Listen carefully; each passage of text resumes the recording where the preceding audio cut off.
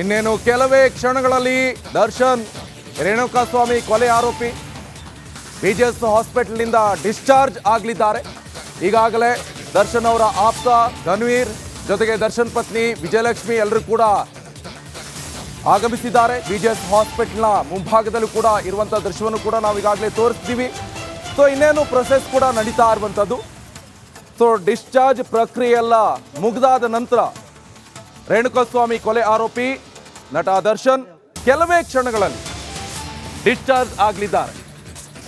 ಈಗಾಗಲೇ ಅಲ್ಲಿ ಹಾಸ್ಪಿಟಲ್ನಲ್ಲಿ ಏನೆಲ್ಲ ಪ್ರಕ್ರಿಯೆ ನಡೀತಾ ಇದೆ ಎಲ್ಲವನ್ನು ಕೂಡ ನಾವು ನಿಮ್ಗೆ ತೋರಿಸ್ತಾ ಇದ್ವಿ. ಆದರೆ ಕೆಲವೊಂದು ಕಡೆ ಆಪರೇಷನ್ ಆಗದೆ ಡಿಸ್ಚಾರ್ಜ್ ಆದರೆ ಮತ್ತೆ ದರ್ಶನ್ಗೆ ಕಂಟಕ ಫಿಕ್ಸ್ ಅಂತ ಹೇಳಲಾಗ್ತಾ ಇದೆ. ಕಾರಣ ಹೈಕೋರ್ಟಲ್ಲಿ ಏನೋ ರೆಗ್ಯುಲರ್ ಬೇಲ್ ಸಿಕ್ತು, ಆದರೆ ಮತ್ತೆ ಈಗ ಪೊಲೀಸ್ನವರು ಸುಪ್ರೀಂ ಕೋರ್ಟ್ ಹೋಗುವಂಥ ಪ್ಲಾನನ್ನು ಮಾಡ್ಕೊಂಡಿದ್ದಾರೆ. ಅದಕ್ಕೆ ಸರ್ಕಾರದ ಗೃಹ ಇಲಾಖೆ ಅನುಮತಿ ಬೇಕು. ಈಗಾಗಲೇ ಗೃಹ ಇಲಾಖೆ ಅನುಮತಿಯನ್ನು ಕೂಡ ಪಡ್ಕೊಂಡಿದ್ದಾರೆ ಪೊಲೀಸ್ನವರು. ಮೊನ್ನೆ ಅಷ್ಟೇ ಏನಾದರೂ ಹೆಚ್ಚು ಕಮ್ಮಿ ಆದರೆ ಬೇಲ್ ಸಿಕ್ಕಿದ್ರೆ ಮತ್ತೊಂದು ಮಗದೊಂದು ಕಂಪ್ಲೀಟ್ ಆಗಿ ಒಂದು ಮೀಟಿಂಗ್ ಮಾಡಿ ಪ್ಲಾನನ್ನು ಮಾಡ್ಕೊಂಡಿದ್ರು ಪೊಲೀಸ್ನವರು. ಇನ್ ಕೇಸ್ ಏನಾದರೂ ಬೇಲ್ ಸಿಕ್ಕಿದ್ರೆ ಅದನ್ನು ಪ್ರಶ್ನೆ ಮಾಡಿ ಮೇಲ್ಮನವಿಗೆ ಹೋಗ್ತೀವಿ ನಾವು ಸುಪ್ರೀಂ ಕೋರ್ಟ್ಗೆ ಅಂತ ಪೊಲೀಸರು ಹೇಳ್ತಾ ಇದ್ರು. ಅದಕ್ಕೆ ಅನುಗುಣವಾಗಿ ನಿನ್ನೆ ಕೂಡ ಪೊಲೀಸ್ ಕಮಿಷನರ್ ಬಿ ದಯಾನಂದ್ ಅವರು ಅದೇ ಮಾಹಿತಿಯನ್ನು ಕೊಟ್ಟರು, ನಾವು ಸುಪ್ರೀಂ ಕೋರ್ಟ್ ಮೇಲ್ಮನವಿಗೆ ಹೋಗ್ತೀವಿ ಅಂತ. ಇಲ್ಲಿ ಎರಡನ್ನ ನಾವು ಗಮನಿಸಬೇಕಾಗತ್ತೆ. ಒಂದು, ಮಧ್ಯಂತರ ಜಾಮೀನನ್ನು ಪಡ್ಕೊಂಡು ಬಂದಂಥ ದರ್ಶನ್ ತನಗೆ ಬೆನ್ನು ನೋವಿನ ಶಸ್ತ್ರಚಿಕಿತ್ಸೆ ಆಗಲೇಬೇಕು, ಅಗತ್ಯತೆ ಇದೆ, ಅನಿವಾರ್ಯ ಅಂತ ಹೇಳಿದ್ದಾರೆ. ಆಗಿಲ್ಲ ಅಂತ ಹೇಳಿದ್ರೆ ಕಾಲಿನ ಸ್ವಾಧೀನ ಹೋಗುತ್ತೆ, ಮೂತ್ರ ಮಾಡೋಕ್ಕೂ ತೊಂದರೆ ಆಗುತ್ತೆ, ನಿಲ್ಲೋಕ್ಕಾಗಲ್ಲ, ಕೂರೋಂಗಿಲ್ಲ. ಬಳ್ಳಾರಿ ಜೈಲಲ್ಲಿ ವಿಸಿಟರ್ನ ನೋಡುವಂಥ ಸಂದರ್ಭದಲ್ಲಿ ಒಂದು 3 kg 5 kg ಬ್ಯಾಗ್ ಹಿಡ್ಕೊಂಡು ಹೋಗೋಕೆ ಆಗ್ತಾ ಇಲ್ಲ. ಅಷ್ಟು ದೊಡ್ಡ ದೇಹ, ಅಜಾನುಭಾವ, ಆದರೆ ಬ್ಯಾಗ್ ಹಿಡ್ಕೊಳ್ಳೋಕೆ ಆಗೋಲ್ಲ. ಸೊ ಆದರೆ ಆ ಒಂದು ನಿಟ್ಟಿನಲ್ಲಿ ಆಪರೇಷನ್ ಆಗಬೇಕು, ಅಷ್ಟೊಂದು ನೋವಿದೆ ಅಂತ ಮಧ್ಯಂತರ ಜಾಮೀನನ್ನು ಪಡ್ಕೊಂಡು ಬಂದಿದ್ರು. ಆದರೆ ಆಪರೇಷನ್ ಇನ್ನೂ ಆಗಲೇ ಇಲ್ಲ. ರೆಗ್ಯುಲರ್ ಬೇಲ್ ಸಿಗ್ತಾ ಇದ್ದಂತೆ ದರ್ಶನ್ ಡಿಸ್ಚಾರ್ಜ್ ಆಗಲಿದ್ದಾರೆ. ಚಂದನ್ ಕಾರಿಗೆ ದರ್ಶನ್, ಒಂದು ಕಡೆ ದರ್ಶನ್ ಅಕ್ಕನ ಮಗ ಆದಂಥ ಚಂದನ್ ಅವರು ಕೂಡ ಈಗಾಗಲೇ ಹಾಸ್ಪಿಟ್ಲಿಗೆ ಆಗಮಿಸಿದ್ದಾರೆ. ಚಂದನ್ ಕಾರಿಗೆ ದರ್ಶನ್ ಬ್ಯಾಗ್ಗಳು ಈಗಾಗಲೇ ಶಿಫ್ಟ್ ಆಗ್ತಾ ಇದೆ. ಇದು ಬಿಜೆಎಸ್ ಆಸ್ಪತ್ರೆಯ ಒಂದಿಷ್ಟು ಪ್ರಕ್ರಿಯೆಗಳನ್ನೆಲ್ಲ ಪೂರೈಸಿಕೊಂಡು ಈಗ ಮತ್ತೆ ವಾಪಸ್ ದರ್ಶನ್ ಅವರ ಮನೆಗೆ ಹೋಗಲಿದ್ದಾರೆ. ಬಿಜೆಎಸ್ ಆಸ್ಪತ್ರೆಯಿಂದ ಈಗಾಗಲೇ ಏನೆಲ್ಲ ಬೆಳವಣಿಗೆ ನಡೀತಾ ಇದೆ ಎಲ್ಲವನ್ನು ಕೂಡ ನಾವು ನಿಮಗೆ ಮಾಹಿತಿಯನ್ನು ಕೊಡ್ತಾ ಇದ್ದೀವಿ. ಚಂದನ್ ಕಾರ್ಗೆ ದರ್ಶನ್ ಬಟ್ಟೆ, ಲಗೇಜು ಎಲ್ಲವನ್ನು ಕೂಡ ಈಗಾಗಲೇ ಶಿಫ್ಟ್ ಮಾಡಲಾಗ್ತಾ ಇದೆ. ಬಿಜೆಎಸ್ ಆಸ್ಪತ್ರೆಯಿಂದ ದರ್ಶನ್ ಡಿಸ್ಚಾರ್ಜ್ ಪ್ರಕ್ರಿಯೆ ಕೂಡ ನಡೀತಾ ಇದೆ.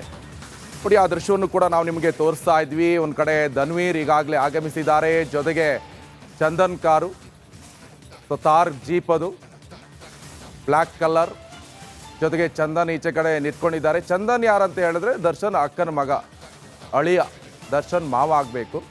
ಸೊ ಜೈಲಲ್ಲಿರುವಂಥ ಸಂದರ್ಭದಲ್ಲೂ ಕೂಡ ವಿಸಿಟ್ ಮಾಡೋದಿರ್ಬೋದು, ಮತ್ತೊಂದು ಮಗದೊಂದು ಬಟ್ಟೆನ ಆಚೆ ಕೊಡೋದಿರ್ಬೋದು, ಅಥವಾ ಎಲ್ಲದಕ್ಕೂ ಕೂಡ ಈ ದರ್ಶನ್ ಅಕ್ಕನ ಮಗ ಚಂದನ್ ಸಾಥನ್ನು ಕೊಡ್ತಾ ಇದ್ರು. ಈಗಲೂ ಕೂಡ ಹಾಸ್ಪಿಟ್ಲಲ್ಲಿ ಇರುವಂಥ ಸಂದರ್ಭದಲ್ಲಿ ಬಂದು ಹೋಗುವಂಥ ಕೆಲಸ ಕೂಡ ಆಗ್ತಾ ಇದೆ. ಜೊತೆಗೆ ಇವತ್ತು ಡಿಸ್ಚಾರ್ಜ್ ಪ್ರಕ್ರಿಯೆ ನಡೀತಾ ಇದೆ. ಇವತ್ತೇ ಡಿಸ್ಚಾರ್ಜ್ ಆಗಲಿದ್ದಾರೆ ಕೊಲೆ ಆರೋಪಿ ದರ್ಶನ್. ಈ ಹಿನ್ನೆಲೆಯಲ್ಲಿ ಈಗಾಗಲೇ ಒಂದಿಷ್ಟು ಪ್ರಕ್ರಿಯೆ ಕೂಡ ನಡೀತಾ ಇದೆ. ಅದರಲ್ಲಿ ಲಗೇಜ್, ಬ್ಯಾಗ್ ಎಲ್ಲವನ್ನು ಕೂಡ ಈಗಾಗಲೇ ಪ್ಯಾಕ್ ಮಾಡಿ ಚಂದನ್ ಕಾರ್ಗೆ ಈಗಾಗಲೇ ಹಾಕಲಾಗ್ತಾ ಇದೆ. ಈ ಬಗ್ಗೆ ಹೆಚ್ಚಿನ ಡೀಟೇಲ್ಸನ್ನು ಕೊಡ್ತಾರೆ ನನ್ನ ಕಲೀಗ್ ಬಿಜೆಎಸ್ ಹಾಸ್ಪಿಟಲ್ ಮುಂಭಾಗದಿಂದನೇ ನೇರ ಸಂಪರ್ಕದಲ್ಲಿ ಜಾಯ್ನ್ ಆಗ್ತಾ ಇದ್ದಾರೆ. ಅರವಿಂದ್, ಸದ್ಯ ಏನಾಗ್ತಾ ಇದೆ ಅಲ್ಲಿ ಬೆಳವಣಿಗೆ ಅಂತ?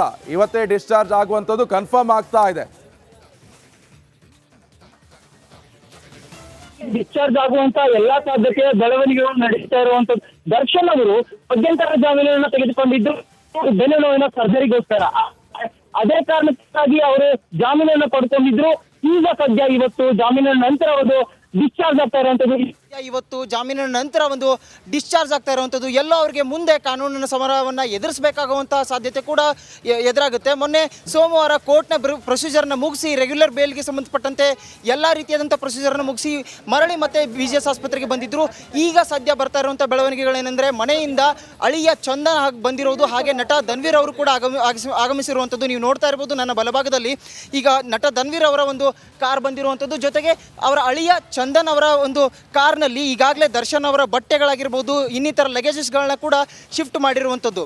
ಇನ್ನು ದರ್ಶನ್ ಅವರ ಒಂದು ಚಿಕಿತ್ಸೆಯ ಬಗ್ಗೆ ಹೇಳೋದಾದರೆ ವೈದ್ಯರ ಸಲಹೆಯನ್ನು ಪಡೆದು ಫಿಸಿಯೋಥೆರಪಿ ಮುಖಾಂತರ ಚಿಕಿತ್ಸೆಯನ್ನು ಪಡೆದುಕೊಳ್ಬೇಕಾ ಅಥವಾ ಸರ್ಜರಿ ಮುಂದೆ ಮಾಡಿಸ್ಬೇಕಾ ಅನ್ನುವಂಥದ್ರ ಬಗ್ಗೆ ಅವರ ಮನೆಯವರು ಚಿಂತನೆ ಮಾಡ್ತಾ ಇರುವಂಥದ್ದು.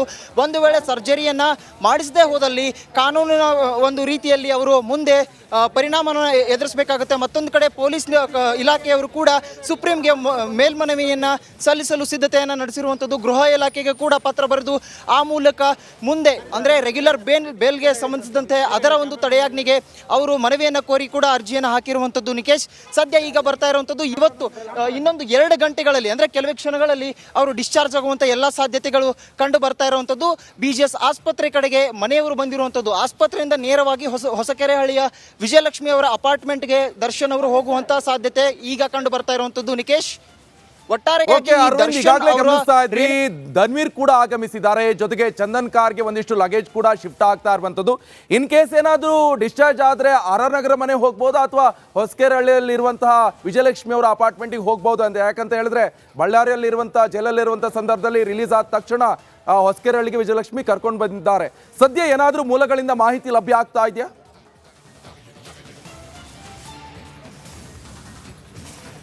ಖಂಡಿತ ನಿಕೇಶ್, ಇವಾಗ ನೀವು ನೋಡಿದ್ರಿ ದೃಶ್ಯಾವಳಿಗಳಲ್ಲಿ ನಮ್ಮ ವಿಡಿಯೋ ಜರ್ನಲಿಸ್ಟ್ ಲಕ್ಷ್ಮೀ ಪ್ರಸಾದ್ ಅವರು ಲಕ್ಷ್ಮೀಪುತ್ರ ಅವರು ಅದನ್ನ ತೋರಿಸಿದ್ರು. ರೇಂಜ್ ರೋವರ್, ದರ್ಶನ್ ಅವರ ರೇಂಜ್ ರೋವರ್ ಕಾರ್ ಕೂಡ ಅಲ್ಲಿ ಮುಂಭಾಗದಲ್ಲಿ ಹೋಗಿರುವಂಥದ್ದು. BGS ಆಸ್ಪತ್ರೆ ಮುಂಭಾಗದಲ್ಲಿ ಕೆಲವೇ ಕ್ಷಣಗಳಲ್ಲಿ ದರ್ಶನ್ ಡಿಸ್ಚಾರ್ಜ್ ಆಗುವಂತಹ ಸಾಧ್ಯತೆ ಹಿನ್ನೆಲೆಯಲ್ಲಿ ಆ ಒಂದು ಕಾರಲ್ಲಿ ಮುಂದೆ ಹೋಗಿರುವಂಥದ್ದು. ಇನ್ನು ನಾವು ಗಮನಿಸಬೇಕಾಗಿರುವಂಥದ್ದು, ದರ್ಶನ್ ಅವರು ಏನು ಈ ಹಿಂದೆ ಹೊಸಕೆರೆಹಳ್ಳಿ ಫ್ಲಾಟ್ಗೆ ಹೋಗಿದ್ರು. ಈಗ ಮತ್ತೆ ಕೂಡ ಅವರು ಇಲ್ಲಿ ಡಿಸ್ಚಾರ್ಜ್ ನಂತರದಲ್ಲಿ ಅವರು ಹೋಗುವಂಥ ಸಾಧ್ಯತೆ ಇದೆ. ವಿಜಯಲಕ್ಷ್ಮಿ ಅವರ ಮನೆಗೆ ಹೋಗುವಂಥ ಸಾಧ್ಯತೆ ಇದೆ.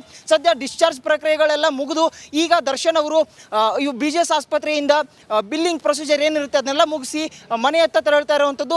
ಸದ್ಯ ಈಗ ನಾವು ಕಾಯ್ದು ನೋಡಬೇಕಾಗಿದೆ. ಅವರು ಹೊಸಕೆರೆ ಮನೆಗೆ ಹೋಗ್ತಾರಾ ಅಥವಾ ಒಂದು RR ನಗರದ ನಿವಾಸಕ್ಕೆ ತೆರಳ್ತಾರಾ ಅಥವಾ ಒಂದು ದೇವಾಲಯಕ್ಕೆ ಹೋಗಿ ಅದಾದ ನಂತರ ಮನೆಗೆ ಹೋಗ್ತಾರಾ ಅನ್ನುವಂಥದ್ದನ್ನ ಕಾಯ್ದು ನೋಡಬೇಕಾಗಿದೆ. ನಿಕೇಶ್, ಓಕೆ, ಈಗಾಗಲೇ ಮತ್ತೆ ನಿಮ್ಮನ್ನ ಸಂಪರ್ಕ ಮಾಡ್ತೀವಿ. ಈಗಾಗಲೇ ಗಮನಿಸ್ತಾ ಇದ್ವಿ ಒಂದ್ ಕಡೆ ಹಾಸ್ಪಿಟಲ್ ಅಲ್ಲಿ ಏನ್ ಪ್ರಕ್ರಿಯೆ ನಡೀತಾ ಇದೆ ಅಂತ ನನ್ನ ಕಲೀಗ್ ಅರವಿಂದ್ ಅವರು ಕೂಡ ವಿವರಿಸ್ತಾ ಇದ್ರು. ಸಾಕಷ್ಟು ಪ್ರಕ್ರಿಯೆ ನಡೀತಾ ಇರುವಂಥದ್ದು. ಇವತ್ತೇ ಡಿಸ್ಚಾರ್ಜ್ ಆಗ್ತಾ ಇದ್ದಾರೆ ಎನ್ನುವಂಥ ಮಾಹಿತಿ. ಯಾಕಂತ ಹೇಳಿದ್ರೆ ಈಗಾಗಲೇ ಪ್ರಕ್ರಿಯೆಗಳು ಕೂಡ ಎಲ್ಲ ಮುಗಿದೇ ಇದೆ. ಜೊತೆಗೆ ಅಕೌಂಟಲ್ಲಿ ಹೋಗಿ ಬಿಲ್ ಕೂಡ ಸಬ್ಮಿಟ್ ಮಾಡಿದ್ದಾರೆ. ಎಲ್ಲವೂ ಕೂಡ ನಡೆದಿರುವಂಥ ವಿಚಾರ. ಸೊ ಇನ್ನೇನು ಕೆಲವೇ ಕ್ಷಣದಲ್ಲಿ ಈಗ ಹಾಸ್ಪಿಟಲ್ನಿಂದ ಮನೆ ಕಡೆ ಪಯಣವನ್ನು ಬೆಳೆಸಲಿದ್ದಾರೆ ನಟ ದರ್ಶನ್. ರೇಣುಕಾಸ್ವಾಮಿ ಕೊಲೆ ಆರೋಪಿ ವಿಚಾರಕ್ಕೆ ಸಂಬಂಧಪಟ್ಟಂತೆ ಜೈಲ್ಗೆ ಹೋಗಾಯಿತು. ಜೈಲ್ಗೆ ಹೋಗಿ ಬೆನ್ನೋವು ಕಾಣಿಸ್ಕೊಂಡಾಯಿತು, ನೋವು ವಿಪರೀತ ಆಯಿತು, ಮಧ್ಯಂತರ ಜೈಲ್ ಪಡ್ಕೊಂಡು ಬಂದಾದ ತಕ್ಷಣ ಈಗ ರೆಗ್ಯುಲರ್ ಬೇಲ್ ಕೂಡ ಸಿಕ್ಕಾಯಿತು. ಇನ್ನೇನು ಹಾಸ್ಪಿಟ್ಲಿಂದ ಹೋಗೋದೊಂದೇ ಬ್ಯಾಲೆನ್ಸ್ ಉಳ್ಕೊಂಡಿರುವಂಥದ್ದು. ಪೊಲೀಸ್ನವರು ಕೂಡ ಹದ್ದಿನ ಕಣ್ಣಿಟ್ಕೊಂಡಿದ್ದಾರೆ. ಯಾಕೆ ಆಪರೇಷನ್ ಆಗದೆ ಹೊರಟು ಹೋಗ್ಬಿಟ್ರು ದರ್ಶನ್ ಎನ್ನುವಂಥ ಪ್ರಶ್ನೆ ಈಗ ಸುಪ್ರೀಂ ಕೋರ್ಟ್ಗೆ ಮೇಲ್ಮನವಿಯನ್ನು ಸಲ್ಲಿಕೆ ಮಾಡಲಿದ್ದಾರೆ. ಮೇಲ್ಮನವಿ ಸಲ್ಲಿಕೆ ಆದ ನಂತರ ಈಗ ಸುಪ್ರೀಂ ಕೋರ್ಟ್ಗೆ ಏನು ಮಾಡುತ್ತೆ ಅದರ ವಿವೇಚನೆಗೆ ಬಿಟ್ಟಿರುವಂಥ ವಿಚಾರ.